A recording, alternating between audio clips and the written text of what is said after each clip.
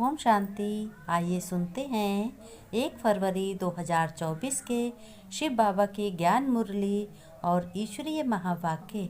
आज परमपिता परमात्मा शिव बाबा ने कहा, मेरे मीठे बच्चों, अब तक जो कुछ पढ़ा है वह सब भूल जाओ, एकदम बचपन में चले जाओ, तब इस रूहानी पढ़ाई में पास हो सकेंगे। प्रश्न में शिव बाबा ने कहा, जिन बच्चों को दिव्य बुद्धि मिली है, बाबा ने कहा फिर से सुनो, जिन बच्चों को दिव्य बुद्धि मिली है उनकी निशानी क्या होगी? उत्तर में बाबा ने बताया, वे बच्चे इस पुरानी दुनिया को इन आँखों से देखते हुए भी नहीं देखेंगे।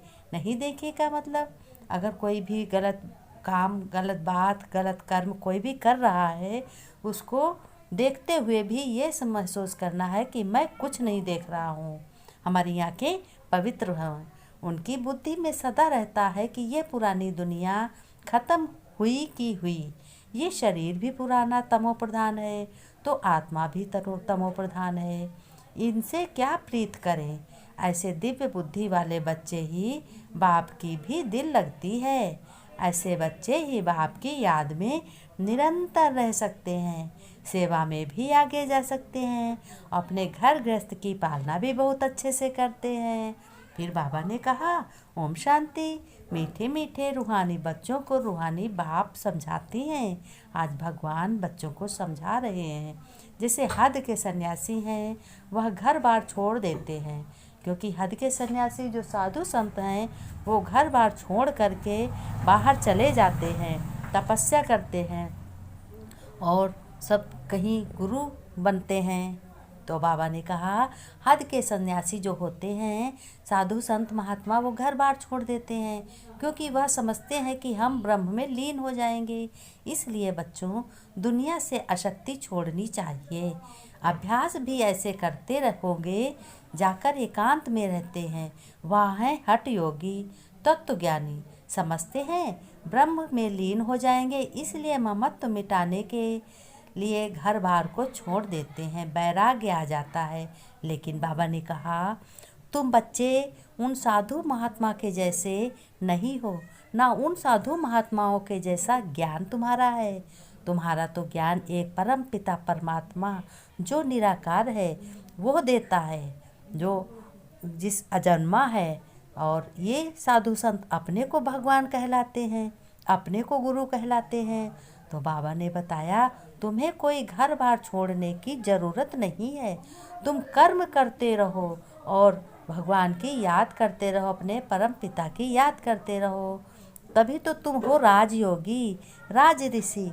राजयोग करते हो तुम ना, तुम हर कर्म करते हुए योग लगाते हो भगवान के, कि भगवान हमारे साथ है, हमारे साथ करा रहा है। तो इसलिए तुम्हें उन जैसा नहीं बनना है। तुम एकांतवासी हो, न्यारे और प्यारे हो।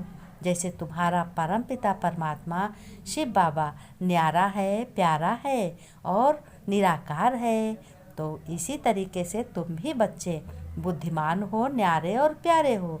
बाबा ने कहा, ममत तो नहीं मिटता। स्त्री बच्चे आदि याद आते रहते हैं। वो लोग घर बार छोड़ देते हैं, फिर भी स्त्री बच्चों की याद करते रहते हैं, और जो कुछ भी कमाते हैं, जो कुछ भी कहीं से लाते हैं, वो अपने घर में बच्चों को देते हैं। तो ये क्या हो गया? ये उनका हठ योगी हो गया। किसी को तकलीफ़ देना, बच्चों को छोड़ना, ये बहुत बड़ी चीज़ है, ये गलत भी चीज़ है। इसमें बाबा ने कहा, तुम बच्चों को किसी को छोड़ना नहीं है, खाली अपने 5 विकारों को छोड़ना है। वो विकार कौन है? काम, क्रोध, लोभ, मोह, अहंकार। तुम पेवर पवित्र हो। तुम बाबा के, शिव बाबा के बच्चे बने हो। जैसे शिव बाबा परम पिता परमात्मा पवित्र परम प्रिय है, वैसे ही तुम भी पवित्र हो। बाबा ने कहा कि अभी तुम ये बेहद का संन्यास करते हो, याद तो सब सन्यासियों को भी रहती है। बाबा ने कहा, तुम सन्यासी नहीं हो, तुम्हारा बेहद का पिता है और बेहद का राजयोग है और बेहद की प्राप्ति है, बेहद का सुख है, दुख का नामो निशान नहीं है। बाबा ने कहा, वो साधु सन्यासी हैं हठ योगी, कोई पैदल चलते हैं, कोई चप्पल नहीं पहनते, नंगे पैर चलते हैं, कोई कहते हैं हम खाना नहीं खाएंगे, तो वो हैं हठ योगी। लेकिन तुम बच्चों राजयोग हो, तुम राजयोगी हो। तुम अपने कर्म इंद्रियों पे राज्य करते हुए अपने पिता के योग लगाते हो, पिता से ज्वाइंट रहते हो, पिता तुम्हारा हर समय तुम्हारे साथ रहता है। बाबा ने कहा अभी तुम बच्चों को भी पक्का निश्चय है। बहुत कहते हैं कि इनकी पवित्रता अच्छी है, ज्ञान अच्छा है, माताएं मेहनत अच्छी करती हैं क्योंकि अथक को समझाती हैं, अपना तन मन धन लगाती हैं, ये अच्छी लगती हैं, परंतु हम भी ऐसा अभ्यास करें। बाबा ने कहा तुम लोग भी ऐसा अभ्यास करो। कोई विरला निकलता है, कोटों में कोई होता है जो तुम्हारे पास आता है पूछने कि तुमने किसका ज्ञान लिया, तुम्हारा कौन सा गुरु है, तो तुम्हें झट से बोलना चाहिए बेधड़क कि हमारा गुरु परम पिता परमात्मा शिव बाबा है, जो निराकार है, जिसका कोई माता पिता नहीं है। वही हमारा गुरु है, शिक्षक है, सतगुरु है, माता पिता भाई बंधु सखा सब कुछ वही है, दोस्त भी वही है। तो बाबा ने कहा झट से तुम बोलो और बाबा का अपने परिचय दो। फिर बाबा ने धारणा में बताया कि बच्चों तुम्हें इस पढ़ाई में बिजी रहना है और कभी भी नॉवेल्स आदि पढ़ने की गंदी आदत नहीं डालनी, ना गंदी पिक्चर देखने की आदत डालनी है।